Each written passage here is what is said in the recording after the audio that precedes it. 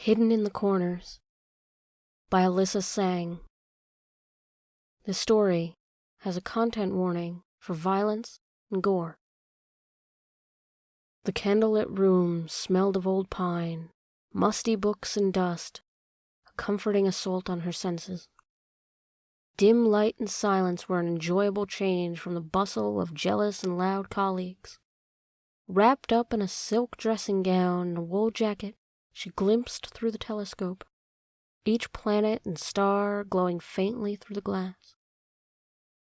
Little star, little planet, where are you? Are you close? Are you far? She sang to herself softly. She always wondered what exactly she was looking at through the telescope, and if humans would ever be able to travel into the sky and find out. In the meantime, she stared peacefully at the tiny glowing speck and enjoyed being alone in her lab. As she relaxed and the tension of the day gave way to exhaustion, she pulled over a wooden chair. She just wanted to stay a bit longer. She was jolted awake as her head suddenly drooped forward. Oh, how silly to fall asleep sitting up, she sighed. She got up from her chair to snuff the candles and get ready for bed. However, the far corner of the lab caught her eye. She stared into the darkness of the corner for a moment, unsure of why she felt drawn to it. Then it flickered. Her head snapped over to the corner. It must have been a trick of the light or her eyes.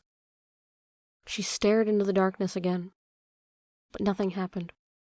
Out of curiosity, she walked over to the telescope. It was pointed towards the flickering corner. This is ridiculous, she said out loud, angry with herself. I've kept myself up too long, and I'm tired. That's all it is. She thought she saw movement again. She turned, her heart beating quickly. A feeling of deep dread washed over her. No matter how much she believed, it was nothing. She was glued to the floor next to the telescope. She stared into the darkened corner for what seemed like ages. Nothing. Just as soon as she was going to turn away, it flickered again, wobbling briefly like a flag caught in a sudden and violent wind. She stood in disbelief. I must still be asleep, she muttered, moving away from the corner and tripping a little over her nightdress. She moved closer to the window, putting the telescope between her and the strange corner. To her horror, the telescope swiveled on its own, pointing itself toward the corner. The eyepiece pointed at her as if to say, "Come look." She swallowed the rising fear, her heart drumming wildly. Fear spread, hot and quick through her system, churning her stomach and catching her breath. On the verge of tears, she grabbed the stem of the telescope. There is nothing there, she gasped. She looked into the telescope's eyepiece and screamed in shock. She hardly saw it. A gaping hole as though the seams of the room had been ripped apart, before jerking her head back from the eyepiece to look at the corner with her own eyes. This is impossible. There's no way she could look through the telescope and see the room as it was, as though she was looking through a window. It was supposed to magnify objects at long distances. Frustrated, although still terrified, she mustered up the courage. I'm simply tired. Nothing else, she shouted as though she was telling everyone in the room. The fear still burning, she began to gather herself up, hoping reason would temper it. Yet she needed to look again. She needed to confirm that it's really what she saw.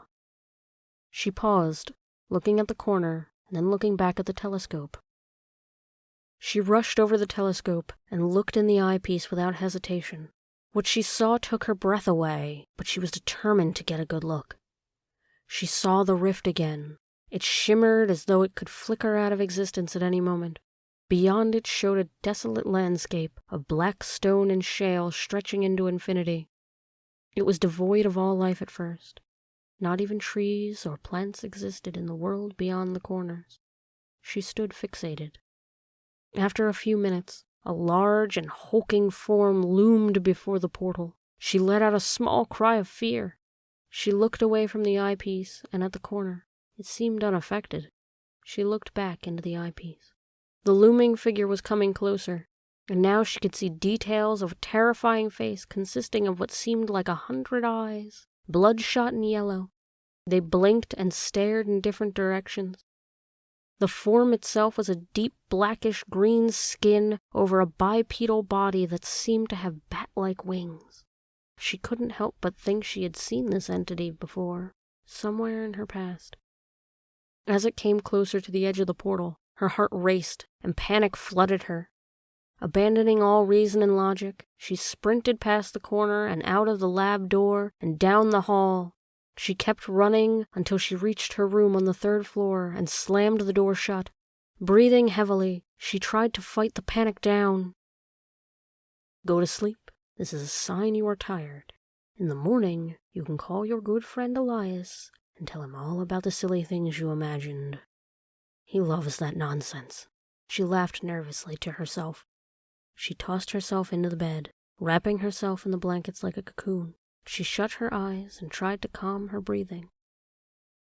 It's just a waking dream, she whispered meekly. Her eyes flew open as she heard a thump in the direction of the lab. It must be one of the cats, she whimpered and pulled the blankets over her head. Thumps like giant footsteps followed down the hallway, heading toward her room. She could hear the paintings rattle on the wall as it came towards her. You're dreaming, she assured herself. Any moment now she would wake up. The shock of the bedroom door flying open under force made her scream with sheer terror. The blankets still wrapped over her head. She couldn't see anything, and she didn't want to see anything. She wrapped herself tighter and tighter, gasping when she realized it was the thing squeezing her tighter and tighter. She felt herself being lifted and crushed, her head already spinning and dizzy as she struggled to breathe. Terror burned at her chest. As fast as the fear had come, it left her as she relaxed into the looming darkness. She felt herself falling, but she didn't have the energy to fear anything anymore. She felt so drained and so very light. She drifted into unconsciousness, relieved.